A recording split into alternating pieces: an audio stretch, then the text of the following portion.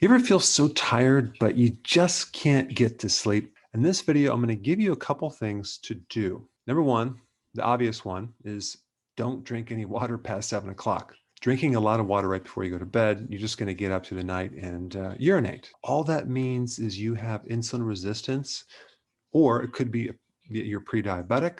Because what happens is that water tends to follow sugar in the body. And if your blood sugars are a little too high, and you're filtering that through your kidneys, you're going to release excess water through the night. So a simple solution would be to get on keto and get off the carbs and stop snacking. I remember in practice, I worked with a guy who was getting up 10 times a night urinating, completely unnecessary. He got off his carbs, went on keto, did intermittent fasting, and within a couple of weeks, he's able to sleep through the entire night without getting up one single time. All right, the next thing I want to bring up is stimulants, specifically coffee, could be tea, could be chocolate. If you're doing too much, that could be the reason why you're not sleeping.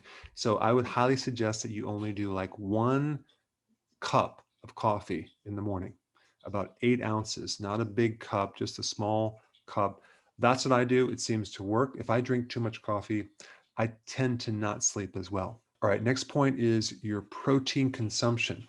If you do too much protein, that could keep you up because protein is a stimulant. It can give you too much energy, especially if you're snacking on protein in between the meals. So just keep your protein to a moderate amount, anywhere between 3 to 8 ounces per meal. All right, next point I want to bring up is you may have too much body energy, especially if in the past you were an athlete.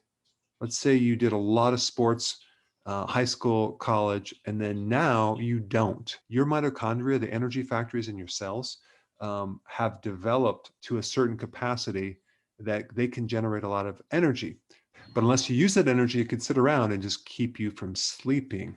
So if you have too much body energy, you're going to have to use that energy either by doing some long walks, workouts, or the best way is through physical work. If you could do some physical work around the yard or whatever every day, that's definitely going to deplete the energy and you'll sleep better. All right, next point is to practice relaxation. There's a great video that I did on this. I'll put a link down below, but it's just consciously relaxing through the day. So many people are just one big ball of stress, especially in their jaws, which tighten up the upper back. It affects their breathing, and then they try to go to sleep. It's not going to work. Next point is to catch the first wave, the circadian wave of the sleep cycles. At night, when it starts to get dark, you have various hormone waves as well as neurotransmitter waves that occur that's stimulated by darkness and inhibited by light. So you may find that you start to get really tired around, I don't know, 8:30, 9 o'clock, it could be 9:30. And then because you're not ready for bed, you push through that. Now that wave comes up. Now you have to sometimes wait 90 minutes before you catch the next wave.